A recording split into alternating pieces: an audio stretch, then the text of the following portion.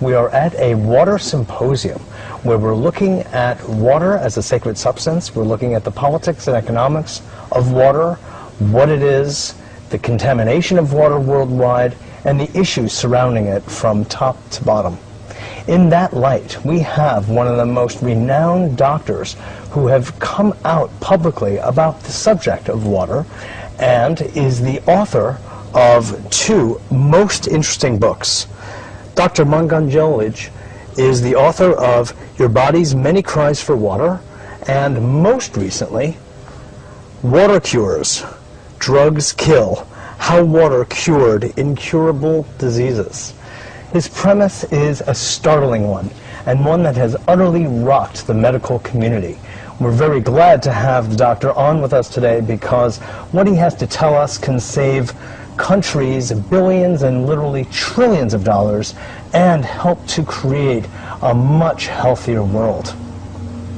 Doctor, so nice to have you on with us. Thank you, Mitch. Absolutely. It's my pleasure to be on the air with you. Oh, good. I'm very glad. And talk to your audience. Beautiful. Well, I've been waiting to hear from you for a while because I've made reference to your work before. I hope they sharpen their ears because what I have to say is very important to them. Now, what is the basis of your initial inquiry into this? Well, about 22 years ago, I gave 2 glasses of water to a person who was labeled with a disease called the peptic ulcer disease, and he was under excruciating pain. 2 persons carried him to me, and I had nothing to give him at that moment of the evening. I gave him 2 glasses of water, and the pain diminished, his pain diminished, and within 8 minutes it disappeared. And that is when the world of medicine changed. For you. For everyone. Yeah. Because I realized that water has medicinal properties, the like of which we have never understood. As you know, I'm a trained medical doctor. I was trained at St. Mary's Hospital Medical School of London University. I had the honor and the privilege of being selected as one of the resident doctors of my own university, and then I had the extreme honor of being one of the last students of Sir Alexander Fleming, who discovered penicillin. I'm telling you this to let you know that I was brought up in scientific environment of medicine. So when I discovered that water has medicinal properties, I realized that this topic was never taught to me at the school, and I became curious, so I continued to research the medicinal properties of water. And in 2 years and 7 months, I treated over 3,000 people with peptic ulcer disease with water successfully. And I made a report on this discovery, and it was published as the main editorial of the Journal of Clinical Gastroenterology in June of 1983. And New York Times picked up the article and commented on it, and it was syndicated all over the world, announced to the world that water had medicinal properties. I was hoping that someone would pick up and take off from there in the medical community, and I was surprised when I discovered that nothing was happening. So I became a little bit upset with my colleagues in medicine, because this is a tremendous discovery to realize that water is a medication, but no one is looking at it. Or acting on it. But let me just ask about that study where you got 3,000 positive cures. Yes. How many were the number of people in the study? Oh, there were lots of people. 3,000 cures was every single one who tried the water got cured. Oh, so 3,000 of 3,000 got the cure? Yes, oh, absolutely. Okay. This is the important thing. Sure. Because then I came away with the understanding that these people were just thirsty. I was quenching their thirst. And we in medicine had labeled thirst as a disease. So this was the challenge before me. Oh, thirst is considered a disease? Well, in modern medicine, yes. That's what they are doing. They're treating all these so-called diseases of dehydration with medication. That is why we have the sick care system. That is why we have a so-called sick care system that is costing this nation, American people, $1.7 trillion every year, and it's rising to 12% every year. Well, Because we in medicine never understood water, never realized that water is important, and we always thought that it's a solid matter that dissolves in the water in the body that's important. so you helped to change the paradigm from thinking about the solid or solutes to the solvent. That is The correct. liquid. That's in 1987. I presented the guest lecture of a cancer conference under the title of Pain and Need for Paradigm Change. Explained that the diseases of the human body occur when the body becomes dehydrated.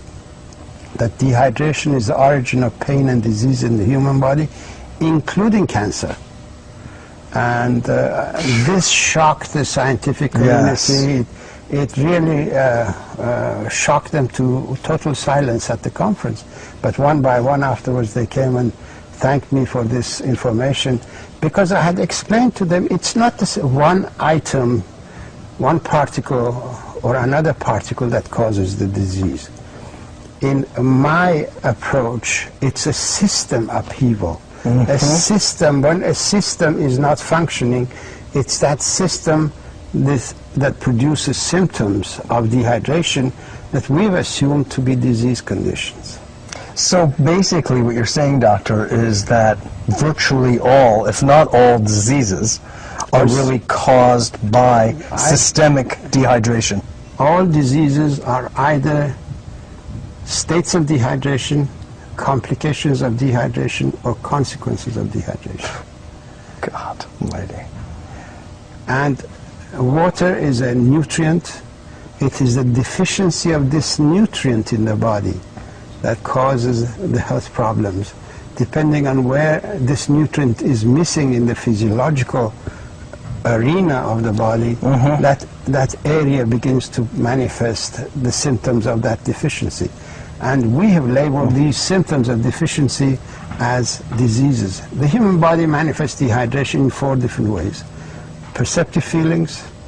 When you're tired, you haven't done a good day's work, it means that you're short of water. Because water is the main source of energy to all living things.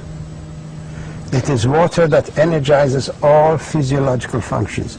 When you break down meat, a chunk of meat, unless water is there to break it down, that meat is absolutely useless. It has absolutely no energy for your body. It is only when it's hydrolyzed, broken down by water, that the energy of meat comes out. But it's actually mostly the energy of water that is given to the meat.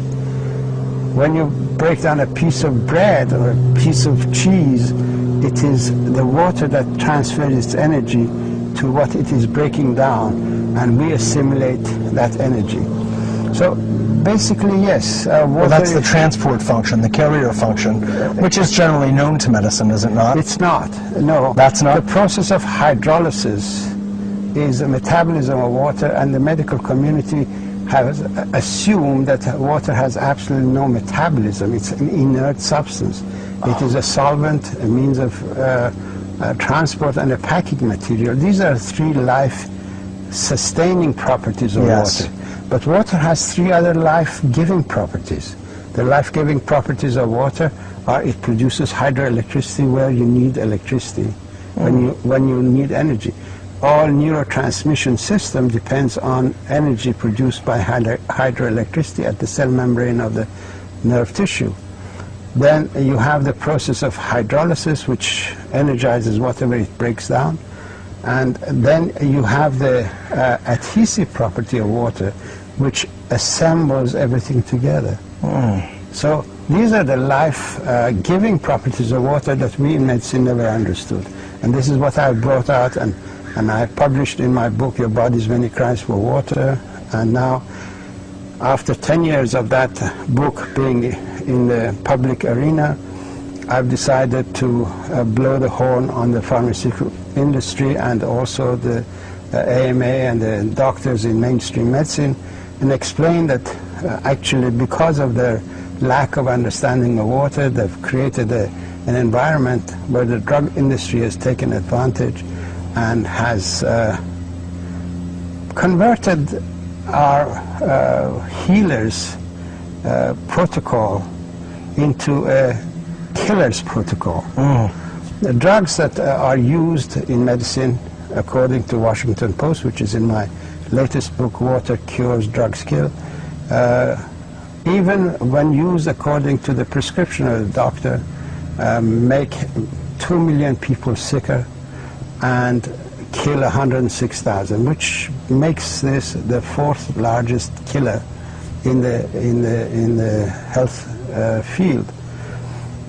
So when we realize that we doctors prescribe this medication to kill people, which kills people, obviously we are doing it in order to save them, but we don't realize that we've been really had by the pharmaceutical industry. You know, it's funny though, because you say to save people, but the doctors know better than the patients what the series, and it's always a series, of side effects are. And they often involve virtual liver shutdown or almost kidney failure. I mean, it's almost to that point where the toxicity of the drugs is so severe. It makes one really question what the doctors are thinking relative to the life-saving effects of these drugs. Well, Mitchell, unfortunately, we doctors are forced by the people, by the advertising of the pharmaceutical industry that takes the information directly to the public and says to the public, go and ask your doctor if this is good for you. What doctor is there to say, no, it's not good for you, and then be sued afterwards? So basically, drug industry... So the doctor's being put into this compromised position. Yes, doctor is unwittingly being used by the pharmaceutical industry. As a salesman. As a salesman. Literally, yes. Sophisticated salesman. Now, when it comes to cancer, since you brought that up and you gave that talk in Greece, I believe it was, to the conference there, could you just explain to the audience a bit how water could be a curative for cancer? Actually, I have got a video of dehydration and cancer. This is a half-hour tape of my lecture at Cancer Control Society conference here, 2002, that's last year, where I explained how dehydration sets up the physiology, the internal physiology of the body in such a way that some cells become autonomous and they begin to grow in a cancerous way. It's very simple. When you're dehydrated, your immune system is shut down completely, because histamine, which is a neurotransmitter in charge of water regulation and drought management programs of the body, has also a responsibility in monitoring the immune system. So when it gets engaged in the water regulation so that dehydration doesn't flare up the immune system unnecessarily, it automatically inhibits that aspect of its own work. So immune system is shut down, interferon production is shut down, interleukin-2 production is shut down. These are the elements that you require in order to find the cancer cells or any immune problem. So dehydration is directly responsible. Then in dehydration, we lose some of our essential amino acids, tryptophan, tyrosine, and so on, because they're used as antioxidants. When you don't have enough water to secrete the toxic waste out of your body, then some other thing has to neutralize the acidity or toxic effect of the toxic waste. Tryptophan is used in that capacity, tyrosine is used in that capacity, lysine is used in that capacity, cysteine is used in that capacity. These are the essential amino acids that we need for our immune system. So that aspect of the immune system is shut down too. Tryptophan in itself, with lysine, tryptophan, lysine, monitors incorrect transcription of genetic material and cuts the wrong transcription and corrects it. When tryptophan is not there, wrong transcriptions are not corrected. So you get cancerous transcription going through. And in dehydration, we lose the receptor system around the cells. As you know, each cell is in a water environment in the same way as we have satellite dishes to bring information to people. The cells of the body have their own satellite dishes for watery environment, they receive information and they process that information. Now, in dehydration, this satellite system is shut down. All the receptors go into the cell, and the cell has no means of connection to the outside. So it doesn't recognize there is a cell next to it. So it begins to grow and expand and expand.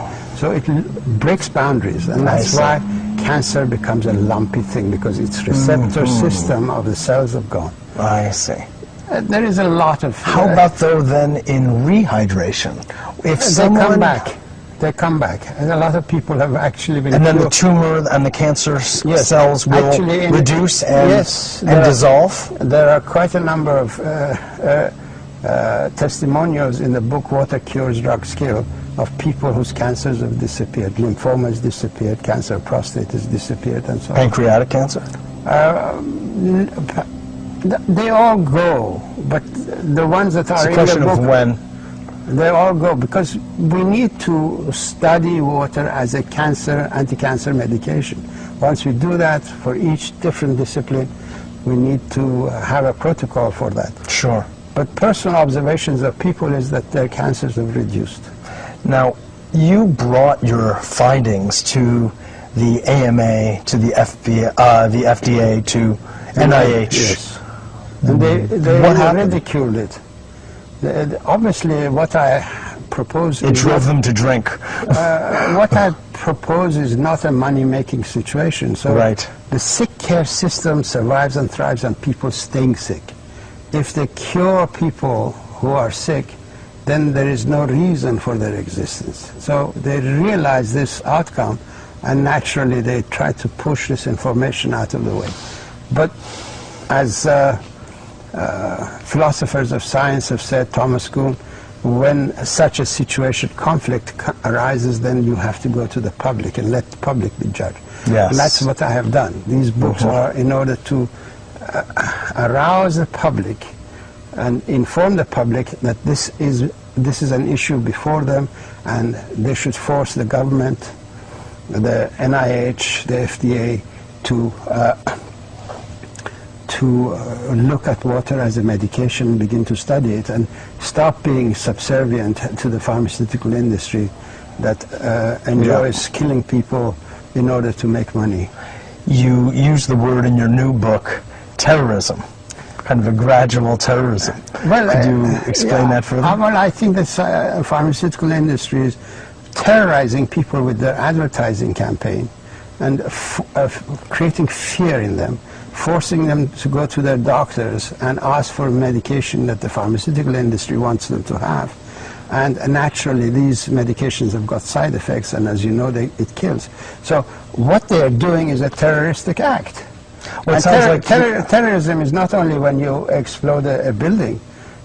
Any act that is based on fraud so deep that kills people, that constitutes a form of terrorism. Well, you can go to the pharmaceutical industry, whose entire basis, I mean, this is what it sounds like you're saying, it's just not their advertising, but it's their very definition of existence, their very premise is in that sense a homicidal act. If compared to water treatment, which you're saying is all people need, then to take any kind of medication is taxing the body instead of giving something to the body. Mitchell, people need water, and they need the right nutrients, and they need a right understanding of the limitations of their body. If they behave within those lifestyle premise that the body is designed. If they buy a Cadillac, the Cadillac tells them, put this gas in the car, you can't take it here, you can't take it there, bring it back for